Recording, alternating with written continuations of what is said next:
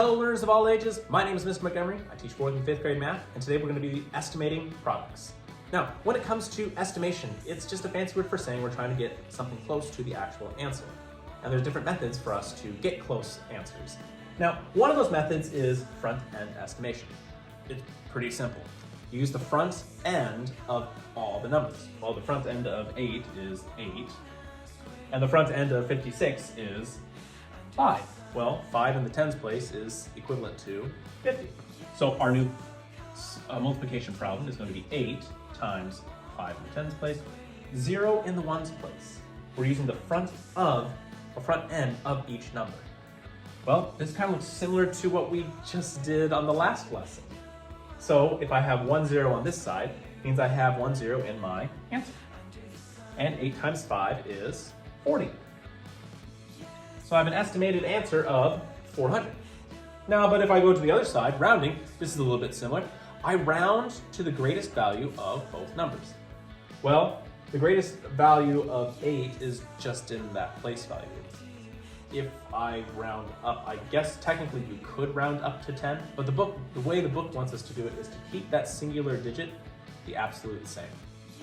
So we're going to keep 8 the same, but we're going to be looking at that 5. We're going to be rounding to the tens place. Okay, that means that 6 is going to become that boss in the box. And remember our rule? If it is 5 and above, especially if it's in that box, we give that number the underlying number a shove, and everything turns to zeros. But if that box number is 4 and below, we keep that underlying number the same, and the rest go to zeros. So is 6 5 and above, or is it 4 and below? Yeah, it's 5 and above, it's 6. So that means that underlying number 5 is going to be raised to a 6, and everything behind it turns to a 0. And I have 8 times 60. Well, I have 1 0 in my problem, which means that I'll also have 1 0 in my answer. And 8 times 6 is 48. So when I used rounding, I got 480 as my estimated answer. If I used front-end estimation, I got 400.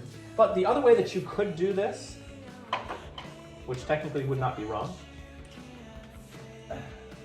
we could use front-end estimation for both. Could have 10 times 60.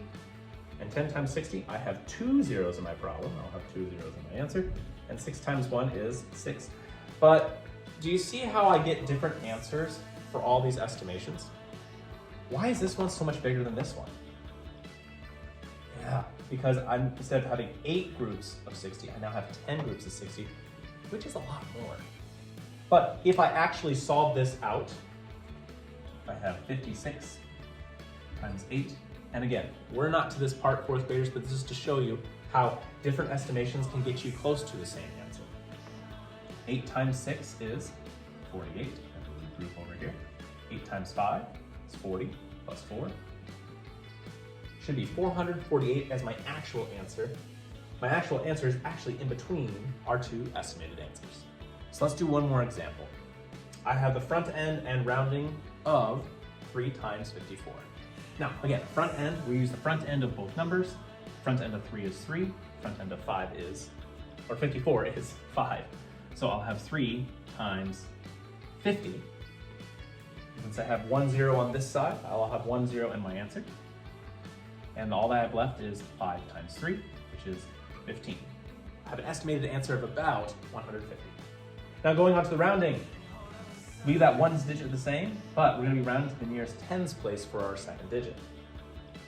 That means 4 is going to be put in that box, and inside that box, that 4 is the boss. Now remember, 5 and above for the box. You give the underlying number a shove. If inside the box it's 4 and below, you leave that underlying number the same, and everything behind it turns to a 0.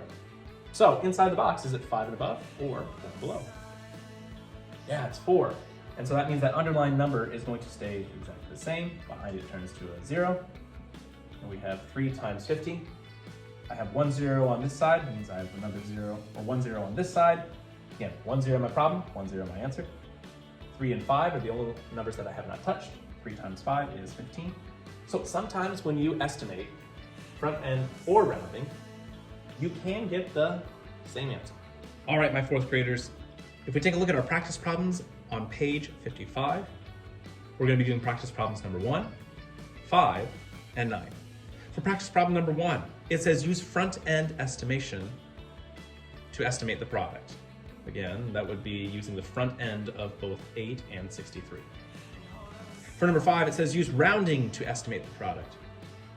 Well, for number 5, we're going to be keeping 7 the same, but we're going to be rounding to the nearest tens place for 95. And for number 9, the directions say use rounding to estimate the product. Write the estimate as a number. So you're taking it from word form and then writing it out and coming up with a answer in standard form. 4th graders, again, if you have any questions, feel free to bring this to class tomorrow and ask those questions.